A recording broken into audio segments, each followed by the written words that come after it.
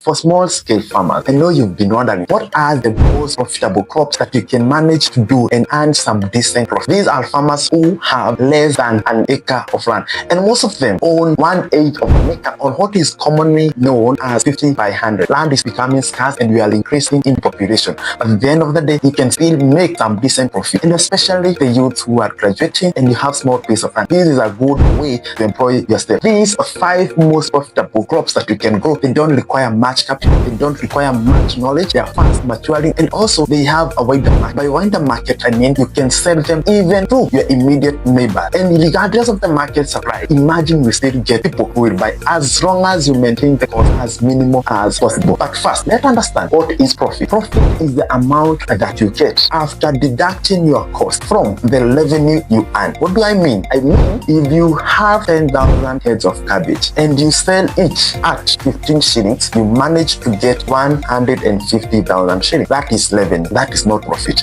If you handicap 10 shillings produce each cabbage, it means your total cost of producing the 10,000 heads of cabbage was 100,000 shillings. Now, to get your profit, you take the 150,000 shillings, you less the 100,000 shillings. You will get your profit as 50,000 shillings. That is the profit. Most farmers don't know how to calculate this. They assume once you've sold your produce, that is the profit. No, that is usually not the profit. That is revenue. And when you are factoring the cost, remember also to pay yourself. Assume that what you put there, the energy, the time, and all the resources that you put there when you are cultivating this crop, assuming that you had employed someone else with similar work, how much would he have charged you? If you would have charged you 300 or 500 shillings, that is your cost of labor, and you have to factor in to get a true value of your profit. In 2025, these 5 crops can give you some good cash, but let us be realistic. By this, I mean you cannot expect super abnormal profit in farming. There's nothing like making tens of millions in one day. The profitability in agriculture is you make 10% profit, 20% profit. The problem with most of us, we are greedy and we want to have abnormal profits. We want to make 100,000 from investing 1,000. That one doesn't happen.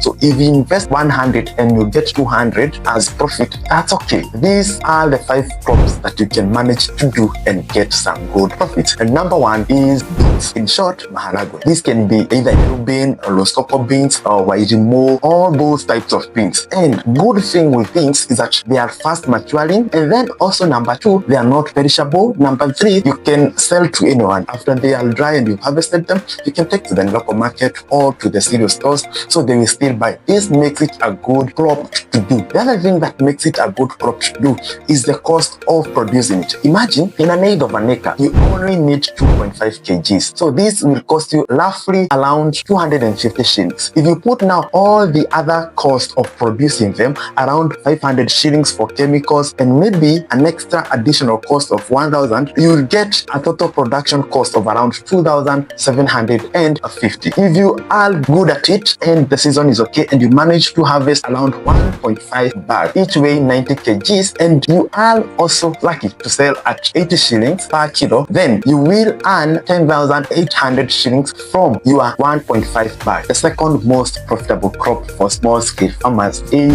a garden peas, or what is often known as minji. Minji tend to be loved by many, though they are also quite expensive. The funny thing with minji, it tends to come from only one region around Nyandarua County. But if the farmers can manage to tap into this market, there is high demand. The oversupply that may be experienced around the year is also short-lived, meaning that prices are often high above 70 shillings. If you are a small-scale farmer with a name of an acre, you only need 2 kgs. This one will cost you 1,800. If you add other cost of 1,500 shillings, it means that your total cost of production will be around 3,300 shillings. If you manage it well, this an eighth of an acre can manage to give you 200 kgs of green peas or minji. Selling it on a market price of 40 shillings per kilo, you manage to get a roughly revenue of 8,000 shillings. If you less your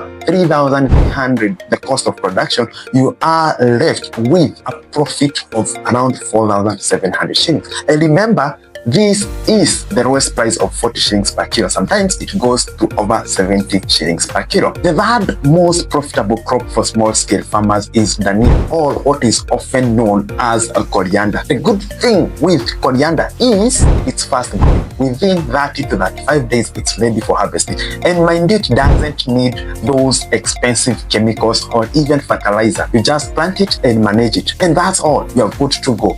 And within those, at least let's say 40 days, you will manage to have harvested around 200 kilos from the farm. If you sell each kg for 40 shillings, then it gives you a revenue of 8,000 shillings.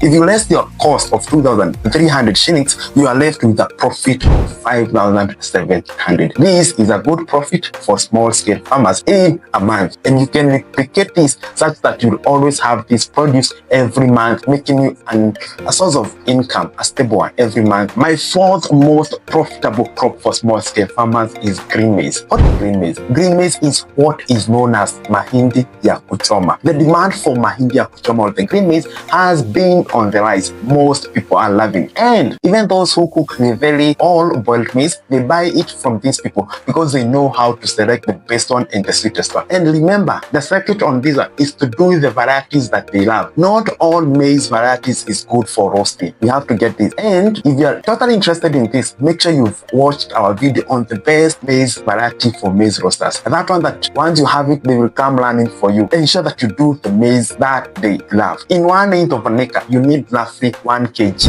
of this maize. This will cost you around 500 shillings. If you add your cost of production, that is maybe weeding, also fertilizer, it will give you a total cost of 2,500 shillings. Now, this farmer will manage to produce around 2,000 pieces of maize, or what is often called as ears. If he sells it at 5 shillings each at lowest, then he makes up a revenue of 10,000 shillings. If you less now the cost of 2,500 shillings, he makes a profit of 7,500 shillings. The good thing with green maize is, one, that you don't have to sell it green. If you don't get the market, you can manage to let it dry. And by letting this dry, you will harvest around 5 bags, each weighing 90 kg. So if you sell each bag at around 2,000 shillings, you earn a revenue of 10,000 shillings. However, by letting it dry, it may add an extra cost of 2,000 shillings, making a total cost of production to 4,500 shillings. If you less 4,500 from the 10,000 revenue, you are left with a profit of 5,500 shillings. My last most profitable crop for small-scale farmers is indigenous vegetables. And by indigenous vegetables, I mean managu, telele, amaranthus, we mean spider plant saga, murenda, all those indigenous vegetables. Why they are most profitable is, one, they are cheap to produce. Imagine by less than 50 shillings, you have a packet of seeds that you can plant and give you a 1,000 shillings. Then the good thing with them is that they are not that much highly perishable. And then the other thing, you can harvest for quite some time, and also you have a wider market, including the neighbors. You can sell even to the neighbors. Okay, so these indigenous vegetables, they are a good source of income. They are also quite profitable if done well, and by consistency, you can be selling to the local grocery stores, our mama vibanda. Once they realize that you have it, they will always be coming to you, because what they need is sustainable supply, and this applies to all these 5 crops. Once you have a sustainable supply all year round, that you have mastered on these several crops, once they realize that, they will always be coming to you.